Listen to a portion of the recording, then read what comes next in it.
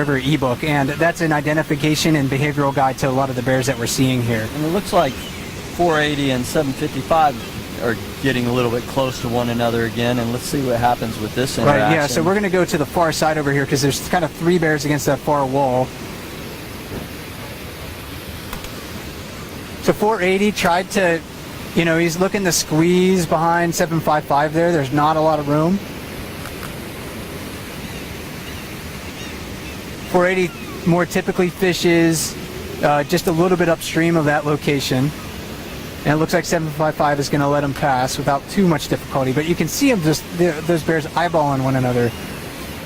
Each bear has its own tolerance for, you know, other bears. They all have their own definition of personal space. Some are very tolerant of one another. Some definitely need more room. And now it looks like 480 is trying to shove his way into a spot where there's another adult male. And we were talking about this male before the broadcast. I think this might be number 801. But if you're, again, don't take that as an absolute fact. This is a bear that just showed up at the waterfall a couple of days ago, and I think it was identified last year. And there's a good bit of vocalizing going on between them right now, as well as 480 passes. Yeah, and you can see the bear on the right just kind of backing off a little bit. Apologize for my shoddy camera work there. But yeah, the other bear in the middle now, he's kind of in a, again, between that back wall and surrounded by two other bears that are a bit more dominant than he is. You can feel the discomfort as you look at them, trying to figure out who's going to have which space and how close can they be to each other. And that's a feeling out process that they have to do. Especially at the beginning of the season, the bears seem to be a little less tolerant of one another than they are as they start to get more food in their bellies. You know, as the month of July kind of rolls on and we see these bears fishing the same places each and every night, they do tend to have, I think, a bit more tolerance for one another. Sure, and when a large bear gets really full in July, he's still going to leave the river and go nap, and then that leaves room for other bears to come fill that gap. And some may fish for 5 or 6 hours, but then be gone for a while and leave room for others. Yeah, and they definitely don't want to have to fight or challenge each other each and every time they encounter one another. They're really smart animals, so they learn each other on an individual level, just as we can learn to identify who's who. And one of the bears that no one here at the waterfall currently will challenge is number 747, and he's a real giant. He's maybe the heaviest bear that we have here at Brooks River, so we'll zoom in and take a look at him. He's a very, very large bear, very fat.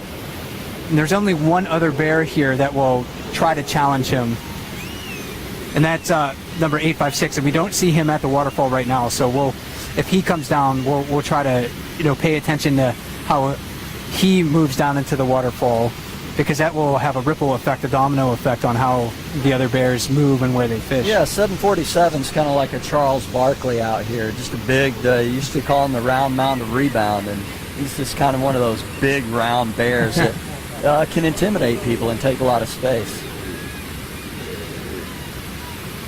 And that growling that you're hearing is, again, 128 and 409 posturing. So it looks like 409 shoved her way back in. Yeah, so this may not be over yet. This may take some time to decide who's... Yeah, they seem to keep, you know, getting up in each other's faces, but this is a classic example about how bears really do try their best to avoid physical confrontation. And they could easily fight, but they risk falling off the waterfall, they risk injuring each other. Again, they're very used to one another, so they're going to try to avoid coming to blows as much as they can. But that growling that you might be able to hear, again, that's an attempt by each of these bears to try to intimidate the other. They're both showing signs of defensiveness. 128 and 409 both have their ears back against their head, so neither one of them is feeling quite comfortable in this situation. No, nor should they.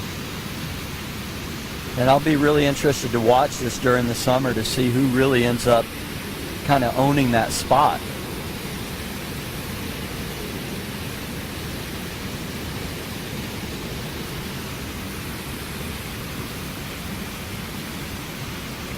And a couple of other characters that we haven't introduced. There's one sort of downstream, a 747, the really big bear standing next to the rocks. And then this one, a lot of scars on his neck and face. Relatively short fur right now. This is number 83. He's also an adult male in his mid-teens. But he kind of ranks about mid-level in the hierarchy, not nearly as dominant as 747. So he's closer on the, in rank to 480 Otis, 755 on the far side. And then at the log, sort of in the middle of the waterfall. A lot of people know this bear. That's 634, also known as Popeye. Probably one of the chunkiest bears. Yeah, very well furred. And what are the sort of like the distinctive features that you identify him with? One of the things I noticed with him is if you look at his snout, there's a dip in it. You know, some bears will have a Roman nose where their snout is very straight coming off their face, but he has a dip. Also a very large shoulder hump, and just one of the most muscular bears there is. Just as soon as you see his profile, you know it's him. One of the things he does that helps me identify 634 too, though, is when he fishes, which is often over near the far wall. When he catches a fish, he tends to pin it against his forearm and eat it from his forearm, and that's one of his most distinctive characteristics. Yeah, he's a creature of habits, like all bears are. They go with what works, and if pinning a fish against your forearm and eating it is an efficient way to do it, then they're going to do it. You can see that bear 747 right now is actually eating a fish, and he's just sitting in the water. He's holding the fish with his paws, his forepaws, and just stripping the skin. Not as many fish tonight as there were last night. Last night, if you were tuned in about this time, I was counting about 300 fish a minute jumping, and that's an estimate because I can't count that fast. But the river was flooded with salmon, and the bears quickly were catching more than they could eat.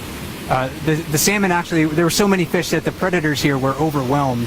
So many of them were surviving, you know, this gauntlet of predators. They were jumping the waterfall, going upstream. And right now we're seeing that the bears have to be much more patient this evening to try to catch their fill. And that's likely, last night would be a foreshadowing of things to come, because within another week, this river will likely be so full of salmon that you could proverbially walk across their backs without touching the water. It tends to get so full here. Then they tolerate each other a lot more.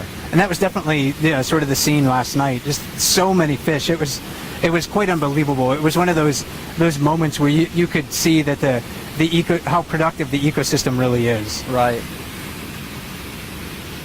Well, now looking back at 409 and 128, probably both reducing each other's efficiency rate on the lip, because they're so close to one another that they have to pay some attention to what the other bear is doing, and that distracts them from actually, you know, focusing on the fish. Right.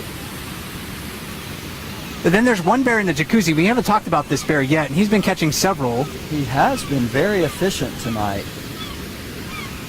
But this is a bear that I don't recognize. This is a big adult male. I haven't really seen him interacting with too many other bears so far tonight. I don't get to hear you say that very often, Mike, so it's kind of refreshing to hear you say that once in a while. And when new bears show up at Brooks Falls, it's always very interesting to watch them, because what they do will tell you quite a bit about whether they're familiar with the falls, if they've been here before. It'll tell you a lot about their relative rank in the hierarchy. This one, I haven't seen really challenge other bears, or I haven't seen other bears challenge him yet. So this is a sizable adult male. And if you're, again, familiar with the bear cams and you were watching the waterfall last October or September, you may have been familiar with a bear that was numbered 474. And this bear kind of reminds me of that bear, but I'm not going to say that it is that bear just yet. Yeah, I have to watch him a little bit more, compare him to some other photographs that we have on file. It's not uncommon for us to have new